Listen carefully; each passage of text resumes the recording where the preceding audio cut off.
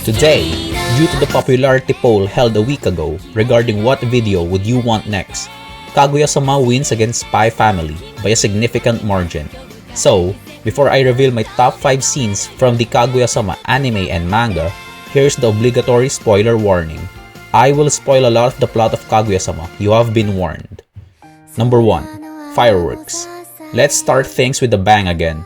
I love the fireworks scenes in any medium, be it anime or manga. There is just something special and awe-inspiring about them. Also, I observed in a shit ton of anime that I've watched, you know there's plot progression whenever fireworks are involved. Like here, and here, and here. Fireworks are everywhere in anime, and Kaguya-sama is no exception. Maybe I just like how the fireworks help any scene look more stunning and magical. The bright hues illuminating the night sky, along with the loud explosions, and the romantic ambience you feel. What made the Kaguya fireworks scene even more appealing to me is Kaguya's narration and monologue. That even if it was her first time seeing the fireworks, and the obstacles she had to get through just to see them, she was preoccupied with Shirogane's face, and that the sounds of the fireworks were so distant and insignificant compared to the loud beating of her heart. Man, what else to say than fuck? It was great. No words can describe what I felt when I watched that for the first time. I know a lot of shows that make use of the fireworks to initiate a romantic scene, but I firmly believe that Kaguya's monologue took it to the next level. Number 2. The Confession. Chapters 134 to 136. This is hopefully what we are all waiting for. The festival confession of Shirogane Miyuki. I could not think of any other confession scenes on anime or manga that is as grand as this from the top of my head. Miyuki really outdid himself in this one. I remembered squealing as I was reading it, and I've read it many times. It was even made more romantic, knowing the setting and the background of the build-up leading to the confession scene. The distractions of the thief, the myth of the stars and balloons, and the final school festival they will share together. It was as grand as it gets. Since Miyuki can't find the words to confess, he showed it with this grand spectacle. We should also not forget Kaguya, who was also wanting to confess in this festival also. This whole arc was the two of them actually competing on how to confess to each other. Miyuki was afraid to confess ever since they've met, since he was still a nobody, while Kaguya had everything. That's why he struggled to become the student council president, so that one day, they could be of equal footing and be able to stand side by side. That is when he believes the time is right to confess. Meanwhile, Kaguya cannot bring herself to confess to Miyuki before, because as she knew more about him, she began to hate herself more. It was because Shirogane was kind and sincere, a complete opposite of what she is, a cold, calculating, and despicable woman. What if everything was just a misunderstanding on her part, an excitement over nothing? She could not bring herself to do so, but in the right moment, both of them had the courage to do it, and it paid off. Number 3. The Other Confession.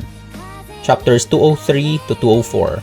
This is the climax of Ishigami's growth as a main character. The reapings of what he sowed. Being in love with Tsubame Kuyasu was inevitable for him.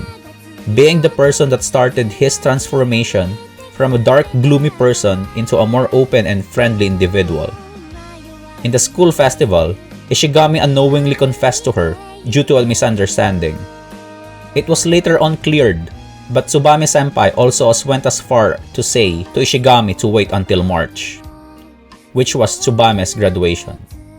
Months went by and the two grew closer, having several dates and even Ishigami having the go signal to go all the way with her, but alas, didn't happen. And the fated day come, and Ishigami confessed again. But no matter how hard Tsubame wanted herself to like Ishigami, she just saw him as a good underclassman. But Ishigami never accepted and pushed even harder. This is the first time ever we saw Ishigami so assertive. He said he'll be the best man for her, just so she could have a good life. he laid everything on the table. But Tsubame declined again, as she only saw Ishigami as a good friend. However, to convince Ishigami of her sincerity, she cleared Ishigami's name and infamy. She freed him from his past. She convinced Otomo Kyoko, the girl that started Ishigami's misfortune, to rethink the events that happened. All in all, Ishigami was cleared. This was the degree of friendship Tsubame-senpai had for Ishigami, that she truly cared for him. But however she tried, he was just a friend. Then, she leaves after they both agreed to be friends. However, Ishigami cried. With this scene, I am a firm believer that a good love story should not always have them get together or be a couple. I think it is more important that they became a better person because of each other. And though things may not have worked out in the end, they can still look back at the times that one can improve and be better for the sake of another. This scene was so beautiful, and I hope in the future it will be animated. Not only because it cleared Ishigami's name, but also shows his growth into a better person. He did took this rejection hard, but knowing Ishigami now, I know he will be just fine. Number 4. The True Confession, chapters 147 to 151. While we are all hyped for the school confession, this was the real confession between Kaguya and Miyuki. The cultural festival was indeed romantic, but it was in their great and beautiful personas as dependable and respected characters. In this confession, both Miyuki and Kaguya are faced with a dilemma that what the other one love about them is the side they chose each other to see, the highly capable president and the calm and collected vice president. In this, we see Miyuki in his most vulnerable state, saying that this persona is all he has. Outside this persona of his, he was nothing. That is why he strives to be the best in everything he does. And finally, he achieved the position of the student council president due to his perseverance and dedication. That is why he's afraid of showing the real him, the one that sucks at everything, because he knows that there's no way she will fall in love with him as the real Miyuki. After shuffling back and forth, they finally confronted each other, while Shirogane insisted on being perfect, that it is more wonderful to share everything and understand each other. While Kaguya already showed a lot of her bad sides to Miyuki, she deemed it unfair for Miyuki not to do the same. Miyuki then insisted that she loved both Kaguyas in the first place, but that's not necessarily true for Kaguya. She only knows the perfect side of Miyuki. But Kaguya insisted that a normal relationship is the best. After a lot of talking, they kissed on a moonlit night. Nothing extravagant, just normal. And before we unveil my favorite scene, here are the honorable mentions. Hayasaka's true self revealed.